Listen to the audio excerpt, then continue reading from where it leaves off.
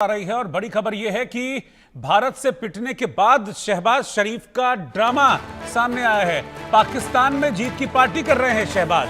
Party में पूर्व cricketer Shoaib Akhtar भी नजर आए। कल ही शहबाज ने भारत के हमले की बात को कबूला था और मैं आपको बता दूं कि जिस पार्टी की आप तस्वीरें देख रहे हैं ना, ये वही पार्टी है जहां पर शहबाज शरीफ पहले मंच से खड़े होकर कह रहे थे कि रात 2:30 बजे मुझे मुनीर का फोन आया और मुनीर ने मुझे बताया कि भारत ने हमला कर दिया है, हमारे एयरबेस तबाह कर दिए हैं। तो वहां पर माना भारत ने अटैक किया और हमारे एयरबेस तबाह किए, लेकिन उसके बाद जरा जोकरों वाली हरकत आप देखिए कि उसके बाद ये विक्ट्री पार्टी करने लगे। दरअसल इसे विक्ट्री पार्टी नाम दिया गया था। तो एक तरफ तो भारत के अटैक की बात वो स्वीकारते हैं शहबाज शरीफ, ये कहते हैं कि भारत ने हमारे एयरबेस तबाह किए, मुझे पता चला, और उसके बाद विक्ट्री पार्टी में डूब जाते हैं। और उस विक्ट्री पार्टी में कौन होते हैं? उस विक्ट्री पार्टी में होते हैं शाहिद आफरीदी और शोएब अख्तर जैसे लोग। ये दोनों कौन? ये दोनों उस वक्त जहर उगल रहे थे।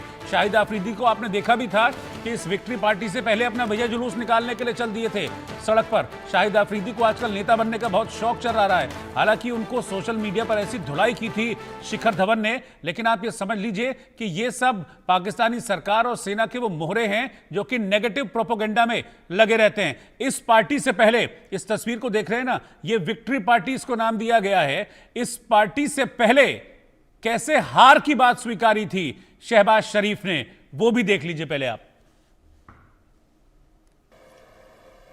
9 और 10 की दरमियानी रात में तकरीबन 2:30 बजे सिपा सलार जनरल सैयद आसिफ मुनीर ने मुझे सिक्योर फोन पे मुझे बताया कि वज़ीर-ए-आज़म साहब, हिंदुस्तान ने अपने बैलिस्टिक मिसाइल अभी लॉन्च किए हैं, एक नूर खान एयरपोर्ट पे गिरा है और कुछ और दूसरे इलाकों में गिरे हैं। कर्नल सोढ़ी, ये क्या जोकरों वाला देश है? मतलब पाकिस्तान, कहते हैं ना कि जब चर्चा करते जाओ, इनकी खबरों में घुसते जाओ, तो ऐसी ऐसी चीजें सामने आती हैं कि मतलब करे क्या। जिस पार्टी में वो कह रहे थे कि भाई मुझे रात 2:30 बजे जनरल मुनीर ने फोन करके बताया कि भारत ने बैलिस्टिक मिसाइल छोड़ दी हैं, हमारे एयरबेस पर तबाह कर दिए हैं, उसके आधे घंटे बाद विक्ट्री पार्टी कर रहे हैं। मतलब ये क्या जोकरों वाली हरकत है? और सोशल मीडिया पर ट्रेंड कर रहा है क्लाउन पाकिस्तान। मतलब हद है। रोहित जी देखिए, भारत को जो पूर्ण सैनिक सफलता मिली ऑपरेशन सिंदूर में, हम भारत में जय हिंद रैली, तिरंगा रैली निकाल रहे हैं, जन संपर्क के साथ निकालें, जहां लाखों करोड़ों लोग इन रैली में शामिल हो रहे हैं। वहीं पाकिस्तान जो सैनिक तौर पे बुरी तरह पिट गया ऑपरेशन सिंदूर में, वो सो कॉल्ड विक्ट्री पार्टी कर रहा है, वो भी बंद कमरे में। क्योंकि पाकिस्तान जानता है अगर ये बेवकूफी हरकतें वो सड़कों पे करेगा, उसका एक भी नागरिक नहीं उसके साथ आएगा, क्योंकि पाकिस्तानी अवाम सच जान चुकी है कि किस तरह पाकिस्तान को भारी शिकस्त मिली है भारत के हाथ ऑपरेशन सिंदूर में। हमने देखा कुछ दिन पहले जब शोएब अख्तर ने पाकिस्तानी सेना के सपोर्ट में एक रैली निकालने की कोशिश की, उसमें मात्र 6 लोग थे।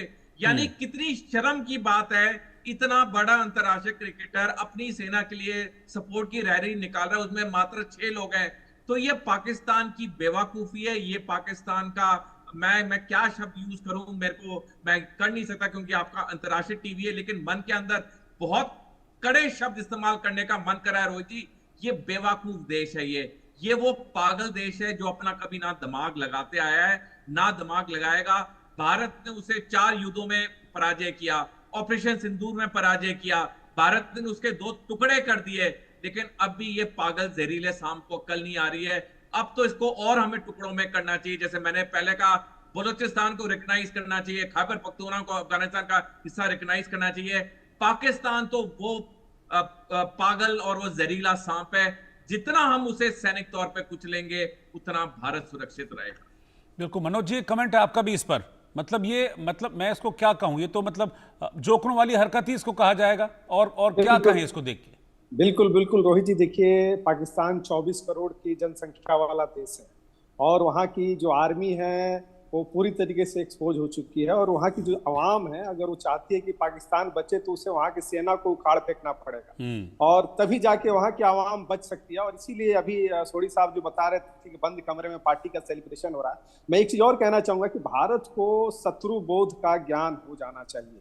क्योंकि देखिए, अब ये चीजें प्रूव हो चुकी हैं, क्योंकि अब कभी भी पाकिस्तान और चाइना भारत के मित्र नहीं हो सकते हैं। तो मुझे लगता है कि उसके खिलाफ जो भी रणनीति बन सकती है, चाहे बलूचिस्तान को अलग राष्ट्र देने की दर्जा हो या सिंध को देने की हो, तो मुझे लगता है कि उसमें भारत सरकार को इसमें पहल करना चाहिए। क्योंकि अब ये चीजें स्पष्ट हो चुकी है कि पाकिस्तान कभी भी आपके हित में काम नहीं आ सकता है, क्योंकि 77 साल का हमारे पास इतिहास है और यही समय है। मुझे लगता है कि इस चीज को बहुत जल्द ही हम लोग पॉजिटिव तरीके से परिवर्तित होते हुए देखेंगे।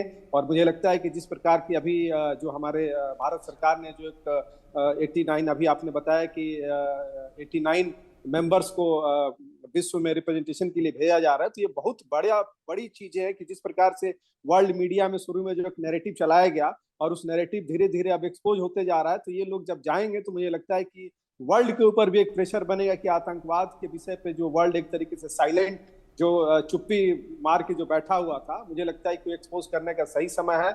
और इससे आने वाले समय में भारत का जो डिफेंस सेक्टर है, क्योंकि जिस प्रकार से हमारे भारतीय सेना ने तकनीकें क्या यूज करके जिस तरीके से 3 दिन में पूरे विश्व के सामने एक डिफेंस सेक्टर में एक अपनी धमक जमाई है, मुझे लगता है कि ये एक बहुत बड़ा अचीवमेंट है भारत सरकार के लिए। और मोदी सरकार ने अभी जो 2024-25 में जो 35,000 करोड़ का हथियार का अभी बेचने का जो एक टारगेट फिक्स किया है, मुझे लगता है कि ये और आगे बढ़ेगी और इसको हमें एज ए भारत अपने मतलब एक नए भारत के रूप में देखना चाहिए। जी ठीक है, आप लोग साथ में बने रहिएगा, मैं आपके पास वापस लौटता हूं। एक ब्रेकिंग न्यूज इस वक्त और मैं आपको बता दूं, दरअसल यूट्यूबर ज्योति मल्होत्रा, जिस